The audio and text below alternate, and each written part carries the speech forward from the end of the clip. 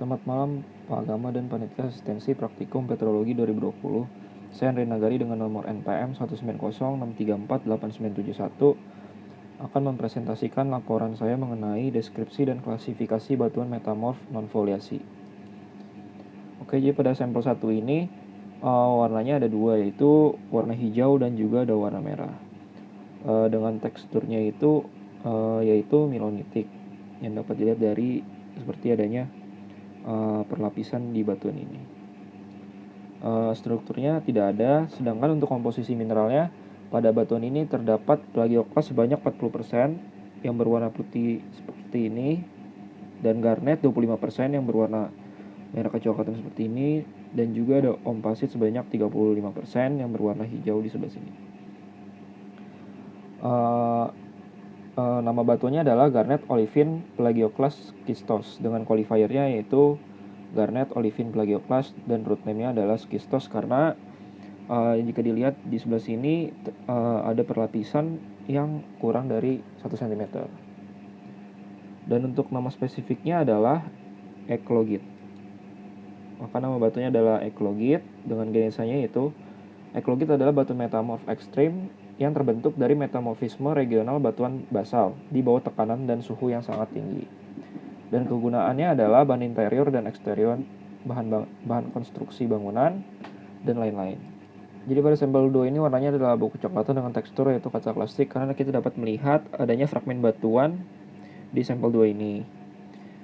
Strukturnya tidak ada, sedangkan untuk komposisi mineralnya terdapat mineral garnet yang berwarna merah kecoklatan di sebelah sini sebanyak 15%, fragmen batuan sebanyak 80% yang besar-besar di sebelah sini, dan ada kuarsa sebanyak 5% yang berwarna putih seperti ini yang kecil-kecil di sebelah sini, putih transparan seperti ini.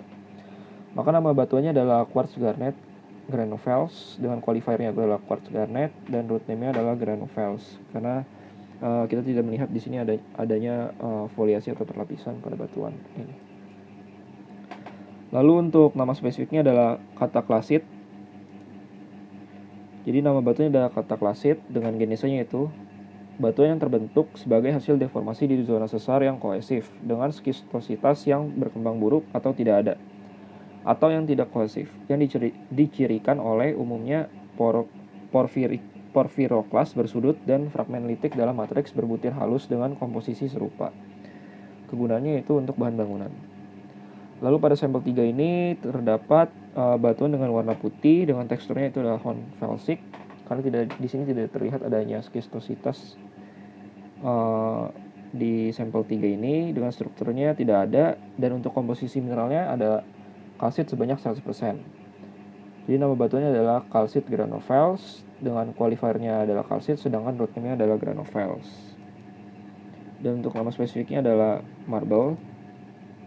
Jadi nama batunya adalah marble dengan jenisnya yaitu marble dibentuk oleh metamorfis regional dan lebih jarang termal dari batu kapur dan dolomit yang relatif murni. Dan secara umum metamorfisme batu kapur dan dolomit yang relatif murni menghasilkan marmer vaneritik dan marmer dolomit atau dolomarble. Kegunaannya itu untuk bahan bangunan, bahan pembuatan patung, dan lain-lain. Lalu pada sampel 4 ini ada batuan dengan warna abu-abu dan hitam dengan teksturnya itu kataklastik dan tidak terdapat struktur di sampel 4 ini.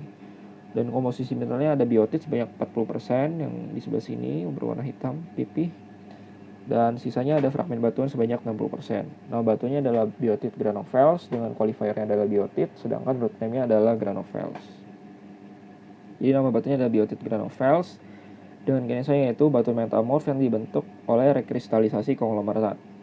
Kegunaannya itu untuk bahan bangunan. Lalu pada sampel 5 ini ada batuan dengan warna coklat keabuan dengan teksturnya itu hornfelsik. Strukturnya tidak ada di sebelah sini. Dengan komposisi mineralnya itu ada andalusit sebanyak 60% yang berwarna coklat-coklat di sebelah sini. Dan ada cordierit sebanyak 40% yang berwarna abu-abu di sebelah sini. Nama batuannya yaitu cordierit andalusit granovels. Dengan qualifiernya adalah cordierit andalusit dan root name-nya adalah granovels. Untuk nama spesifiknya adalah hornfels. Jadi nama batuannya adalah hornfels Dengan genesanya itu, hornfels adalah batuan metamorf yang dibentuk oleh kontak antara mudstone atau shale atau batuan kaya tanah liat lainnya, dan body igneous panas, dan mewakili perubahan panas yang setara dengan batuan lain aslinya. Batuan tersebut memiliki kegunaan untuk bahan bangunan.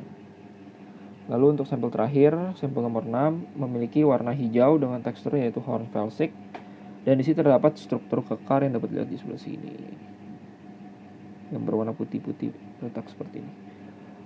Komposisi mineralnya adalah serpentin sebanyak 60% yang berwarna hijau-hijau di sebelah sini, dan ada magnetit sebanyak 40% yang berwarna kehitaman di sebelah sini, ataupun di sebelah sini.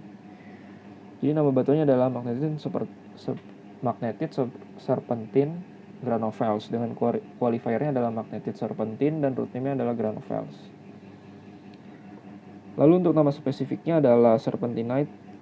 Jadi nama batuannya ada serpentinite dengan genesanya yaitu serpentinite terbentuk dari hasil serpentinasi. Serpentinasi sendiri adalah reaksi kimia yang mengubah mineral silikat ferromagnesian hidrat yaitu pyroxene atau olivin menjadi mineral silikat hidro yaitu serpentin, ditambah beberapa kemungkinan mineral lain seperti brusit atau magnetit. Kegunaannya yaitu untuk batu ornamen dan bahan asbestos. Dan di sini ada daftar pustaka saya untuk praktikum kali ini. Sekian presentasi saya mengenai praktikum deskripsi dan klasifikasi batuan metamorf non foliasi. Mohon maaf bila ada salah kata. Terima kasih.